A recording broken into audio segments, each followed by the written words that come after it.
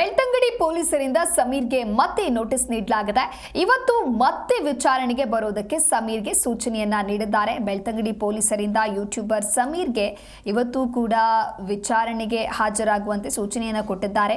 ಬೆಳ್ತಂಗಡಿ ಠಾಣೆಯಲ್ಲಿ ಈ ವಿಚಾರಣೆ ನಡೆಯಲಿದೆ.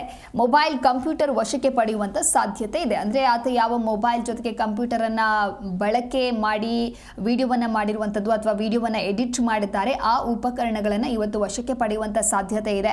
ಎಐ ವಿಡಿಯೋ ಮಾಡಲು ಬಳಸಿದಂತಹ ಮೊಬೈಲ್ ಹಾಗೆ ಕಂಪ್ಯೂಟರ್ ಇವತ್ತು ಮತ್ತೆ ವಿಚಾರಣೆಗೆ ಬರೋದಕ್ಕೆ ನೋಟಿಸ್ ನೀಡಿ ಸೂಚನೆ ನೀಡಿದ್ದಾರೆ. ನಿನ್ನೆ ವಿಚಾರಣೆಯ ಬಳಿಕ ಸಮೀರ್ ವಾಪಸ್ ತೆರಳಿದ್ರು.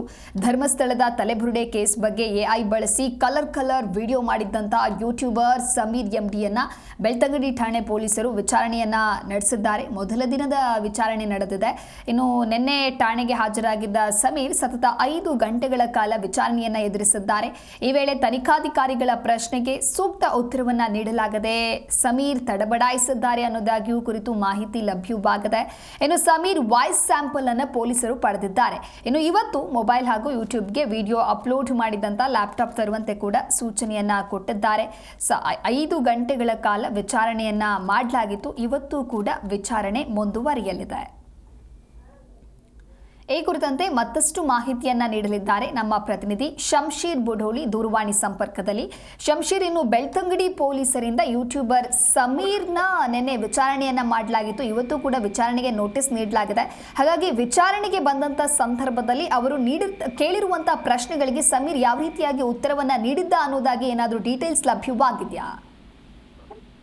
ಹೌದು, ಮುಖ್ಯವಾಗಿ ಎಐ ತಂತ್ರಜ್ಞಾನವನ್ನು ಬಳಸಿ ಧರ್ಮಸ್ಥಳ ಕುರಿತಾದಂತಹ ವಿಡಿಯೋ ಮಾಡಿದ ಹಿನ್ನೆಲೆಯಲ್ಲಿ ನಿನ್ನೆ ಮಧ್ಯಾಹ್ನದಿಂದ ಸಂಜೆ 6 ಗಂಟೆವರೆಗೆ ಸುಮಾರು ಒಂದು 5 ಗಂಟೆ ಕಾಲ ಪೊಲೀಸರು ಯೂಟ್ಯೂಬರ್ ಸಮೀರ್ ಇವರನ್ನ ವಿಚಾರಣೆ ನಡೆಸಿರುವಂತದ್ದು. ಎಐ ಟೂಲ್ ಕೃತಕ ಬುದ್ಧಿಮತ್ತೆ ಬಳಸಿ ಧರ್ಮಸ್ಥಳ ಕ್ಷೇತ್ರ ಅದನ್ನ ನಿಂದನೆ ಮಾಡಿದ ಆರೋಪಕ್ಕೆ ಸಂಬಂಧಿಸಿದಂತೆ ಯೂಟ್ಯೂಬರ್ ಸಮೀರ್ ಎಂಡಿ ನಿನ್ನೆ ಬೆಳ್ತಂಗಡಿ ಪೊಲೀಸ್ ಠಾಣೆಗೆ ಕೊನೆಗೂ ಹಾಜರಾಗಿದ್ರು. ತನಿಖಾಧಿಕಾರಿ ನಾಗೇಶ್ ಕತ್ರಿತಿ ಇವರು ವಿಚಾರಣೆಗೆ ಒಳಪಡಿಸಿದ್ರು.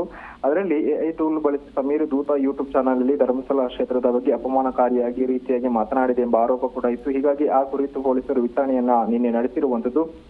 ಇವತ್ತು ಕೂಡ ಹೆಚ್ಚಿನ ವಿಚಾರಣೆಗಾಗಿ ಮತ್ತೆ ಠಾಣೆಗೆ ಬರೋಕೆ ತನಿಖಾಧಿಕಾರಿಗಳು ಸೂಚನೆ ನೀಡಿದ್ದಾರೆ. ಅಂದ್ರೆ ಮುಖ್ಯವಾಗಿ ನಿನ್ನೆ ವಿಚಾರಣೆ ವೇಳೆ ಪೊಲೀಸರು ಕೆಲವೊಂದು ಈ ಕೇಸಿಗೆ ಸಂಬಂಧಿಸಿದ ದಾಖಲೆಗಳನ್ನ ತನಿಖಾ ತಂಡ ವಶಪಡಿಸಿಕೊಂಡಿದೆ ಎಂಬ ಮಾಹಿತಿ ಇರುವಂತದ್ದು. ಜೊತೆಗೆ ಪ್ರಶ್ನೆಗಳನ್ನು ಕೇಳಿ ಉತ್ತರ ಕೂಡ ಪಡೆದುಕೊಂಡಿರುವಂತದ್ದು.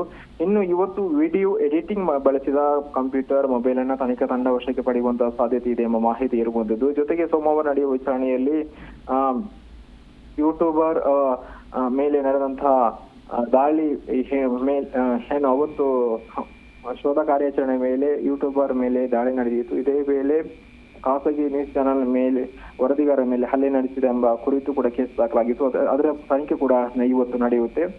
ಜೊತೆಗೆ ನಿನ್ನೆಯ ವಿಚಾರಣೆ ವೇಳೆ ತನಿಖಾಧಿಕಾರಿಗಳು ಸಮೀರ್ಗೆ ಪ್ರಶ್ನೆಗಳನ್ನ ಕೇಳಿರುವಂತದ್ದು. ಜೊತೆಗೆ ದೂತ ಯೂಟ್ಯೂಬ್ ಚಾನೆಲ್ ಹಾಗೂ ವಿಡಿಯೋ ಬಗ್ಗೆ ಪ್ರಶ್ನೆ ಮಾಡಲಾಗಿರುವಂತದ್ದು. ವಿಡಿಯೋ ತಯಾರಿಕೆ ಇರಬಹುದು, ಅಪ್ಲೋಡ್ ಇರಬಹುದು, ಹಾಗೂ ದೂತ ಯೂಟ್ಯೂಬ್ ಚಾನೆಲ್ ಜೊತೆ ನಿಮ್ಮ ಸಂಬಂಧ ಏನು ಪ್ರಶ್ನೆಯನ್ನ ಮಾಡಿರುವಂತದ್ದು.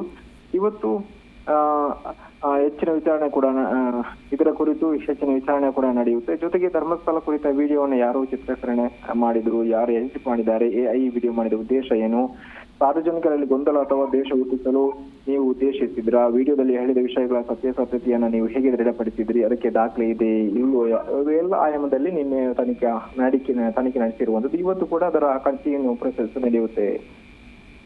ಓಕೆ ಶಂಶೀರ್, ಇನ್ನು ನಿನ್ನೆ ವಾಯ್ಸ್ ಸ್ಯಾಂಪಲ್ ಅನ್ನು ಕೂಡ ಕಲೆಕ್ಟ್ ಮಾಡುವಂತ ಕೆಲಸವನ್ನ ಮಾಡಿದ್ದಾರೆ. ಹಾಗಾಗಿ ಮುಂದಿನ ತನಿಖೆಗೆ ಇದು ಯಾವ ರೀತಿ ಹೆಲ್ಪ್ ಆಗತ್ತೆ ಅಂತ ಹೇಳಿ? ಹೌದು, ಮುಖ್ಯವಾಗಿ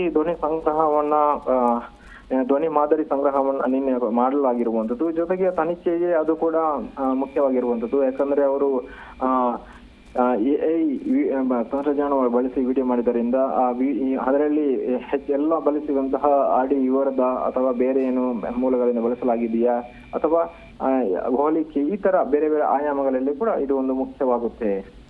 ಓಕೆ, ಇನ್ನು ಸ್ವಯಂ ಪ್ರೇರಿತ ದೂರು ಜೊತೆಗೆ ಇನ್ನೆರಡು ಕೂಡ ಕೇಸ್ ದಾಖಲಾಗಿದೆ. ಸಂಪರ್ಕ ಸಾಧ್ಯವಾಗಿಲ್ಲ, ಮತ್ತೆ ಪ್ರಯತ್ನಿಸೋಣ.